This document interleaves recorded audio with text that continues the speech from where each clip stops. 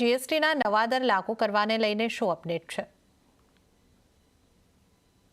જી, ખાસ કરીને જીએસટી કાઉન્સિલના જે નિર્ણય છે તે અહીંયાથી સરકાર જલ્દી જ લાગુ કરવા જતી જોવા મળી શકે છે। સૂત્રો તરફથી જે સમાચાર મળતા દેખાઈ રહ્યા છે તે મુજબ આપણને આ નિર્ણય આવતો જોવા મળી શકે છે જલ્દી જ, કારણ કે રાજ્યો સાથે નાણાં મંત્રાલય તારીખોને લઈને ખાસ કરીને અહીંયા હવે ચર્ચા કરતું દેખાઈ રહ્યું છે કે કઈ તારીખ ખાસ કરીને જીએસટી માટે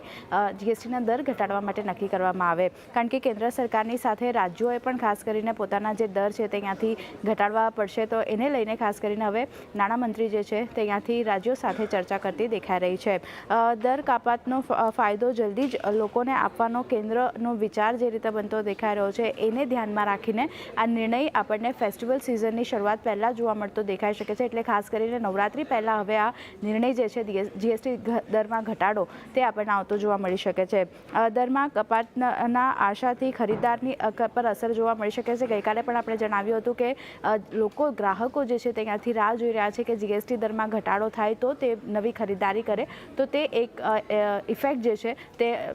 બાઇંગ પર પણ જોવા મળશે, અને એટલે જ જે ઓટો સાથે અન્ય ક્ષેત્ર જે છે તે અહીંયાથી ખાસ કરીને સરકાર પાસે અપેક્ષા રાખી રહ્યું છે કે નવરાત્રી પહેલાં અહીંયાથી જીએસટી દરમાં ઘટાડાનો નિર્ણય જે છે ત્યાંથી સરકાર લાગુ કરે, તો સંભવિતપણે 22 સપ્ટેમ્બર પહેલાં આપણને આ જીએસટી દરમાં ઘટાડાનો જે સમાચાર છે તે આપણને આવતા જોવા મળી શકે છે। હવે ખાસ કરીને જે બેઠક થવાની છે 3 અને 4 સપ્ટેમ્બરે દિલ્હીમાં જીએસટી કાઉન્સિલની બેઠક થશે, તેમાં તેઓ આ તારીખ જે છે તે નક્કી કરશે, તો એના પર ખાસ એક ફોકસ રાખવાનું રહેશે।